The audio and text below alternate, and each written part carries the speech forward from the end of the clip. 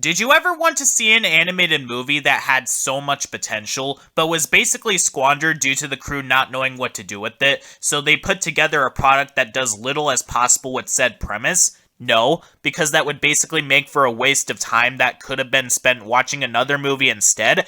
Well, too bad. There is an animated movie like that. Rock Dog is a 2016/2017 Chinese animated movie that was on my bucket list for quite some time now. If you guys have been following my content, you guys may have remembered that back near the end of 2017 and the beginning of 2018, I've been talking about a list that I was basically going to do that was basically my top 8 best and worst animated movies of 2017. If you know Animat, aka Electric Dragon 505, he pretty much does something similar where he goes over his top 5 best and worst animated movies of the year every single year. Something to note about Electric Dragon 505 is that he's a Canadian, meanwhile I am an American. And I basically wanted to do something similar, even talking about animated films that he didn't talk about in his Animat review series. What I didn't realize when putting together that list was how much stress and exhaustion it was gonna put on me.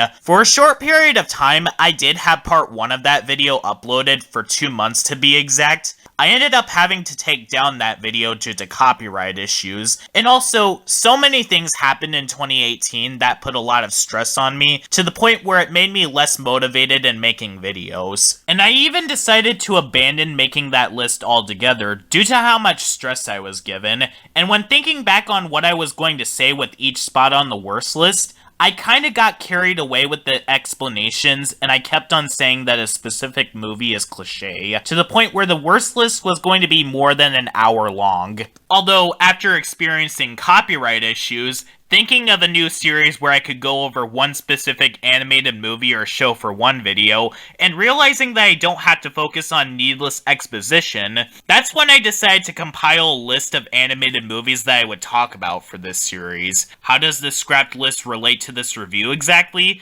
Well, let me put it to you like this. If I did go through with that list and just decided not to use footage and just use still images, Rock Dog was easily going to be on the worst list. In fact, the worst list was going to have 10 animated movies on there, because there were so many bad animated movies that came out that year, and 2 of those slots were going to be ties. Number 8 was going to include Sahara and The Star, both of which I'll be getting to later on in this series. And number 7 was going to have this movie, and another animated movie which I'll be getting to later on, The Boss Baby, which more or less I thought had similar issues as this movie. Although, a lot of my problems that I would have had with this movie if I did successfully put out that list was regarding the fact that this movie is very cliche and that the villain had no motivation for his evil plan. But all of those opinions that I put together at the time were when I was 15 years old. I was 16 when I was writing out the script about what I had an issue with regarding this movie. But considering how much I've changed with my thoughts and opinions on certain types of media, and I can put together what I think about these films better than I did back then, I could better articulate what my issues with this movie are now.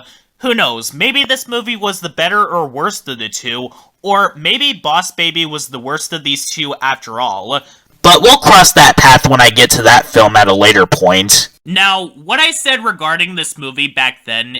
Honestly, so far, this is my least favorite animated movie of 2017, up to this point. Any other movies that I've seen this year, I gave below average ratings to, like Surf's Up 2, Rock Dog, The Boss Baby, and Spark, were movies that I didn't like. However, those films' real downfall is that they were generic with the exception of Surf's Up 2. Dogs That Played Rock and Roll, in which even reading my notifications is more interesting than actually watching the movie. I'm sorry I didn't talk about the other animated films that I thought were bad this year, because I didn't really have a lot to say about them. If I would have reviewed The Boss Baby, Rock Dog, and Spark separately, then I would have the exact same thing to say about them. Is very true. Rock Dog is a very generic and vanilla movie. Want to know how generic this movie is? Well, the plot of this movie revolves around a dog by the name of Bodi. He lives in the mountains, musicians, and his dream is to become a rock star and play music. But oh no, his father is too close-minded to accept his dream of becoming a rock star because he wants Bodi to become a guard and protect the town and sheep from getting invaded by a gang of wolves. Now, how many times have you seen this plot for an animated movie? Short answer, this plot is extremely overused. Yes, movie, I have seen Cloudy with a Chance of Meatballs. However, unlike you, that movie actually has substance and gives us a reason to care about its characters. More on that in a little bit. But after a little incident, the parent just lets his son go to the city to let him meet his idol. Yes, movie, I have seen Robots. I'm not a fan of that movie either, but even that movie has more substance and things happening than this movie. And this movie also stars anthropomorphic animals. Do I even need to go on and milk this joke further? Needless to say, this movie is creatively bankrupt. But what matters the most is the writing and the characters. You could be the most generic animated product in the world and still be amazing because of the story, characters, entertainment value, and visuals. In spite of how generic that something like Teacher's Pet is, Coincidentally, that show also stars a dog. it was able to make up for it with clever writing and some of its characters. And honestly, I could have seen this movie working just fine. I mean, a dog dreaming of playing rock and roll, it does sound silly, yes, but many other animated movies were able to do a lot with these silly or stupid premises. A rat trying to learn how to become a chef? That could never work. Became a Pixar classic alongside the other Pixar movies in the 2000s. A dumb panda voiced by Jack Black learning how to do kung fu? That sounds ridiculous. Became one of DreamWorks' most critically acclaimed franchises, second only to How to Train Your Dragon. If those movies are able to craft something great from a very small concept, I'm pretty sure that a movie about a dog learning to play rock and roll could do this too. So, what is the substance of Rock Dog? From the thumbnail and what I described in other videos when mentioning this movie, you'd probably get the picture about what I think of this movie. That being the fact that Rock Dog is one of the most nothing animated movies that I've ever seen. That doesn't mean that I think it's the worst animated movie. I don't even think that the movie would even make a worse list, given that there are much more frustrating animated movies out there that I've already watched, and others that I've yet to get to. But talk about wasting such a good idea on a story that goes nowhere. You remember that one bad SpongeBob episode, House Sittin' for Sandy, where Sandy put SpongeBob in charge of her house, but the episode had such little things happening to the point where the episode felt like it was padding everything out? Well, that's pretty much the issue that I have with this movie. The writing in this film is really, really bad because this movie doesn't feel like it should have been a feature film at all, but rather a TV movie or a 30-minute TV special, because such little things happen in this movie to the point where I question if this movie was given any rewrites in the slightest. A movie with this much of a simple premise could have been condensed to maybe an hour or something, but not an hour and 26 minutes. And to pad out the runtime even further, they also decided to add a sequence where Angus Scattergood gets locked out of his own recording studio, gets chased by a bunch of his fans, do, and I quote, hang out with Mr. Scattergood and eat pizza out of the dumpster. Mr. Scattergood gets captured by the villains of the movie, they realize that they captured Scattergood instead and not Bodi, and they drop him back off at his place. Mind if I ask, what purpose did all of those sequences have to the movie? Here's your quick answer. Absolutely Nothing! The only effect that these sequences had on the plot is one line from Mr. Scattergood and that's it, where he says that he doesn't like those wolves that are about to go after Bodi's family. And as for the characters, I just really don't care about them. The problem with the characters in this movie is not so much the fact that they're hateable, at least they're not as dislikable as some of the characters in Monster Family, or even some other animated movies for Sean's yearly reviews, like Chicken Little or Ivan the Incredible. My problem that I have with them is the same issue that I have with the rest of the film, that being the fact that they're extremely bland and underdeveloped, and some of them don't even have a personality in the slightest. I get that the movie is supposed to be revolved around Bodi and the stuff that he goes through, but that doesn't mean that you can't give some of the other characters some spotlight. Since I made this comparison a little bit ago, With Cloudy with a Chance of Meatballs, it focused more on the other things than just Flint Lockwood. They took some time for us to know some of its other characters, most notably Sam Sparks. And heck, while I don't like the 2005 movie Robots, even that movie occupied its audience with the side cast, and it didn't just hyper-focus on the main character and his idol. I mean, Rock Dog does try to do this by having Bodi try to audition himself to be in a band, but not even they have a personality in the slightest, and the most that they do for the plot is becoming Bodi's band members at the end. They don't even do anything when they come with Bodi to save his town and family from the wolves in the climax. And the villain of the movie, Linux, is the most forgettable villain that you could ever find in an animated feature. All that I remember about him is that he's voiced by Lewis Black because he sounds exactly like Anger from Inside Out. I remember the Disney Twist villains more than this guy in particular, because I at least know their names and know what their motivations are. Literally the only characters in this movie that have some semblance of personality are Bodi's father and Angus Scattergood. But Bodi's father is the stereotypical close-minded father that doesn't respect his son's wishes of being a rock star and instead wants him to become a guard, and thinks that putting on a wolf costume intentionally to scare Bodi into becoming a guard is going to make things better, but it only makes things worse. Given the fact that all the characters in this movie are gullible enough to believe that these costumes are the actual animals, Bodi's father should have realized that this was going to end badly. And Angus Scattergood is the closest thing that this movie has to a character that is dislikable, but is also interesting to talk about at the same time, as he basically uses Bodi to make a song for himself just to get his manager off his back. And also lies about coming up with the idea by himself by saying, "I looked up to the clouds and remembered where I grew up," taking Bodi's own words and using them as his own, even though Bodi was the entire reason he was able to make the song in the first place. Yeah, Mr. Scattergood made up for what he did, and not because the status quo is God, unlike Buck Cluck from Chicken Little or Emma from Monster Family, but he only realized that he messed up because of the fact that his robot companion was staring at him.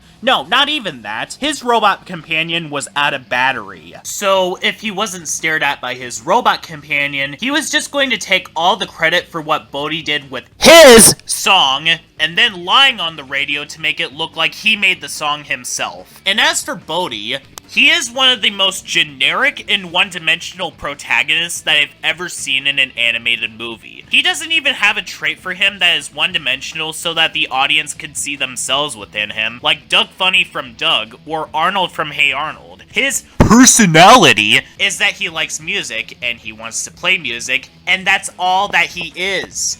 And considering the fact that he's the one who carries most of this movie, it just makes me ask the question of, why should we even care about him wanting to be a musician at all, when the movie is not even going to give us a reason to sympathize with or even care about him? Nor does the movie even give him a backstory. All we know about him is that he's the son of a dog who guards a mountain town. Maybe if the movie told us that Bodi had a mother who played rock and roll that is now deceased, maybe I'd care. But that's not what it does though. All his character is rock and roll. He's not like, say, Miguel from Coco, where he secretly loves music because he's intrigued by the history of his family, even though his household is strict and doesn't allow music. Bodi is just music crazy because potatoes. I know I didn't have a lot to really say about this movie either, especially when compared to Monster Family, because that film gave me a lot to talk about regarding its issues, while this review is in the same vein as my Teacher's Pet movie review. But like I said during my review on that, these are reviews on entire movies as opposed to entire shows, so I basically said all I could about it. One of the only things in this movie that does give me something interesting to talk about is that the animation is pretty decent. The character designs are very nice, they have a lot of energy to them, and the animation in general is smooth, even though this movie does have a very similar problem that I have with both Ollie's Pack and Robot Boy, where the scenery and colors in general are very bland and lifeless. And the fact that this movie is very boring and uninteresting really doesn't help matters all that much. The only times in which this movie does get interesting visually is the 2D sequence at the beginning, which kind of reminds me of something that I would see out of something like Kung Fu Panda, and I found that sequence very impressive. And the sequence where Bodi goes into a daydream filled with a bunch of colors when the plot device radio falls from the sky. But other than that, most of what we see are white buildings and sidewalks, green grass,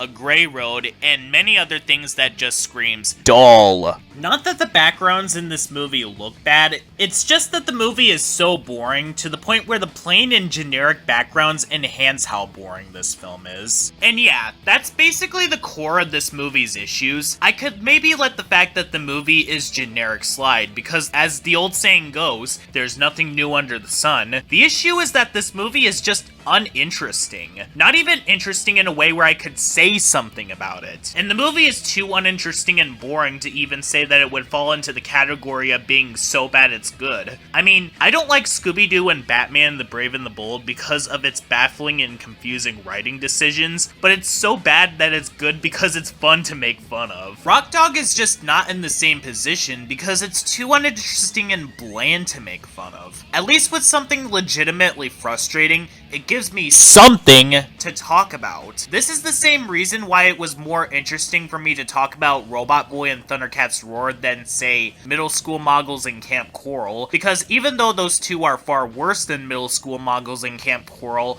they give me more to talk about. And that's exactly how I feel towards Rock Dog. Something like Monster Family gave me a lot to talk about, and even some other animated movies coming up in this series, like Ivan the Incredible and Lewis and the Aliens, do exactly that. Rock Dog is not as bad as Monster Family, because at least this movie doesn't manipulate its audience into feeling sympathy for a bunch of awful people that are awful towards each other. And in regards to wasting its interesting premise, Wonder Park is worse because it combines its wasted potential with the fact that it's unpleasant and depressing. But I would honestly have to say that Little Nemo Adventures in Slumberland is better, because while it did get boring too, it would have maybe worked if it cut out the needless filler and pointless sequences. Heck, even the wildlife is better than this movie, because I at least expect that movie to be dull, because even the premise of that film is bare bones. But with Rock Dog, I expected something more interesting because of how promising its premise sounds, but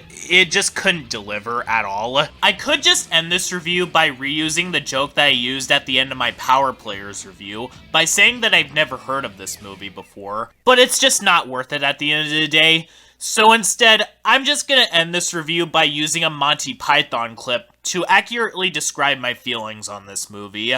It's dull, dull, dull. My God, it's dull. It's so desperately dull and tedious and stuffy and boring and desperately dull.